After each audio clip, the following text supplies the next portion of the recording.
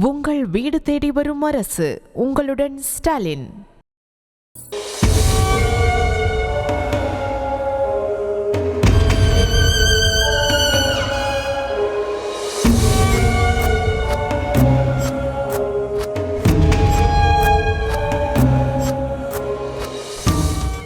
பட்ட பகலில் சிறுமியை சீரழித்துவிட்டு அதே உடையில் சுற்றி திரிந்து போலீசுக்கு போக்கு காட்டி வந்த வடமாநிலத்தைச் சேர்ந்த காம கொடூரன் 14 நாட்களுக்கு பிறகு சிக்கியிருப்பது பாதிக்கப்பட்ட சிறுமியின் குடும்பத்தாருக்கு ஆறுதலை தந்திருக்கிறது என்றாலும் அவனை அடித்தே கொல்ல வேண்டும் என பொதுமக்கள் ஆத்திரத்தில் போராட்டம் நடத்திய காட்சிகள்தான் இவை.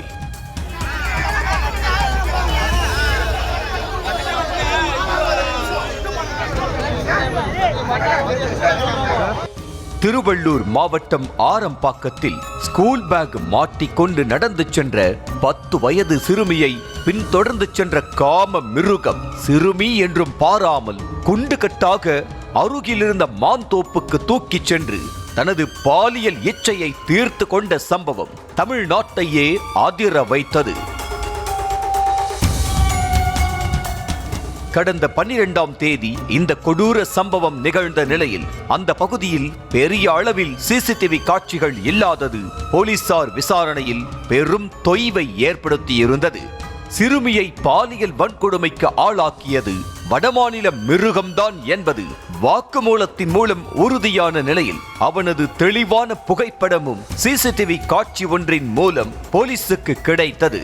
இதையடுத்துதான் போலீஸ் விசாரணை துரிதப்படுத்தப்பட்டது. முதலில் 3 தனிப்படைகள் அமைக்கப்பட்டிருந்த நிலையில் கூடுதலாக 3 தனிப்படைகள் அமைக்கப்பட்டு தேடுதல் வேட்டை தீவிரப்படுத்தப்பட்டது.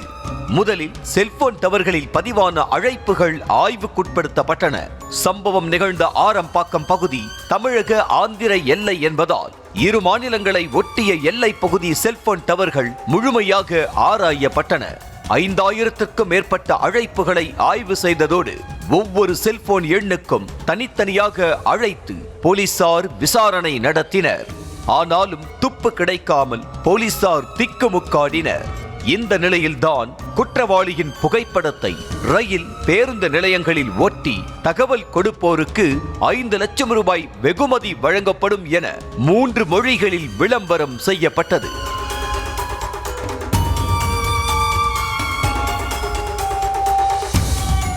சந்தேகப்படும் குற்றவாளியின் புகைப்படத்தோடு ஒத்து போகும் 10க்கும் மேற்பட்ட நபர்களை பிடித்து போலீசார் விசாரணை நடத்தியதோடு சிறுமியிடமும் அந்த புகைப்படமும் காட்டப்பட்டு அடையாளம் கேட்கப்பட்டது. ஆனால் சிறுமி யாரையும் உறுதிப்படுத்தாததால் அவர்கள் விடுவிக்கப்பட்டனர். இதனிடையே போலீசிடம் சிக்கிய ஒரு இளைஞரை மட்டும் சிறுமி அடையாளம் காட்ட முடியாமல் திணறிய நிலையில் அறிவியல் பூர்வமான ஆய்வு மேற்கொள்ளப்பட்டு அவர் குற்றம் செய்யவில்லை என உறுதி செய்து போலீசார் விடுவித்தனர். இதையடுத்து தடாவில் உள்ள ஸ்ரீ செட்டி, கும்மிடிப்பூண்டி, சிப்காட் உள்ளிட்ட பகுதிகளில் உள்ள தொழிற்சாலைகளிலும் போலீசார் நேரில் சென்று வடமாநில தொழிலாளர்களிடம் விசாரணை மேற்கொண்டனர். கண்ணை கட்டி காற்றில் விட்டது போல் குற்றவாளி புகைப்படம் இருந்தும் போலீசாரால் எதுவும் செய்ய முடியாது கையறு நிலை நீடித்த போதுதான் சம்பந்தப்பட்ட நபர் ரயிலில் அமர்ந்து செல்லும் காட்சி சூலூர்பேட்டை ரயில் நிலைய சிசிடிவி கேமராவில் பதிவாகியிருந்தது. இதையடுத்து சூலூர்பேட்டை முதல் சென்னை சென்ட்ரல் ரயில் நிலையம் வரை இடையில் உள்ள நிறுத்தங்களில் போலீசார் மஃப்டியில் சென்று தேடுதல் வேட்டை நடத்தினர்.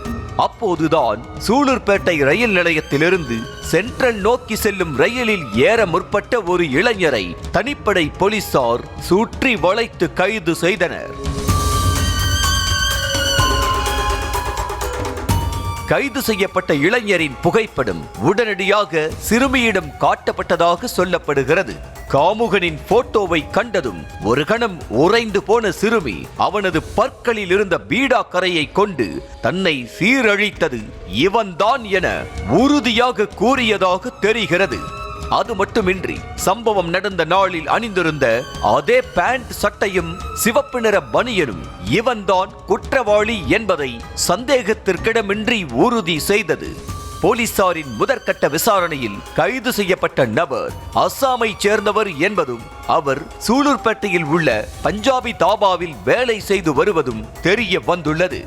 மேலும் கைதான காமுகனுக்கு மது பழக்கம் அதிகம் இருப்பதும் சனி மற்றும் ஞாயிற்றுக்கிழமைகளில் விடுமுறையின் போது ஆரம்பாக்கம் சென்று நோட்டமிட்டு பெண்களிடம் சில்மிஷத்தில் ஈடுபடுவதையும் வாடிக்கையாகவே வைத்திருந்ததும் உறுதியாகியிருப்பதாக காவல்துறை வட்டாரங்கள் தெரிவிக்கின்றன.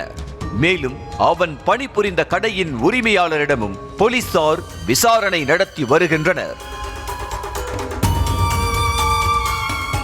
இந்த நிலையில் செய்தியாளர்களிடம் பேசிய வடக்கு மண்டல ஐஜி அஷ்ராக் கார்க் முதற்கட்ட விசாரணை நடைபெற்று வருவதாகவும் அவரது பின்னணி மற்றும் தொழில் உள்ளிட்டவைகளின் உண்மை தன்மைகளை ஆராய்ந்து வருவதாகவும் கூறினார். மேலும் மிகவும் சென்சிட்டிவான விவகாரம் என்பதால் விசாரணை முடிந்த பின் அனைத்தையும் விரிவாக விளக்குவதாகவும் தெரிவித்தார். முதல் கட்ட விசாரணை வார்த்தை யூஸ் பண்ண அவரோட அடையாளம் நம்ம தேடப்பட்ட குற்றவாளிக்கு எதிரில் மேட்ச் ஆகுது. சில விஷயங்கள் கொஞ்சம் மேட்ச் ஆகுது. அது எல்லாமே நம்ம இப்போ சொன்னா அது இன்வெஸ்டிகேஷன் பாதிப்படும். இது சென்சிட்டிவ் கேஸ்னால எல்லாரையும் நீங்க வந்திருக்கீங்க, அதனால உங்களுக்கு தெரியப்படுத்துறோம். அதனால இந்த தகவல் இப்போதைக்கு இந்த தகவல் தான் இன்வெஸ்டிகேஷன்ல வெளியே சொல்ல முடியும். இவரோட பின்னணினா அவர் சொல்றாரு, அவர் சொந்த ஊர் அசாம் சொல்றாரு, அது கொஞ்சம் வெரிஃபை பண்ணணும். அவர் என்ன தொழில இருக்காரு, ஏன்னா அவர் சொன்னது மேட்ச் ஆகுதா இல்லையா, அவரோட ஐடென்டிட்டி இவர் சொன்னக்கூடிய அடையாளம் உண்மையா இருக்கா, அது கொஞ்சம் விசாரிக்கணும். அதுக்காக தான் அதனால கொஞ்சம் ஒரு 1 day டைம் கொடுங்க, உங்களுக்கு இன்னும் கொஞ்சம் கிளாரிட்டியோட நாளைக்கு தெரியப்படுத்துறோம். உங்கள் வீடு தேடி வரும் அரசு. உங்களுடன் ஸ்டாலின்.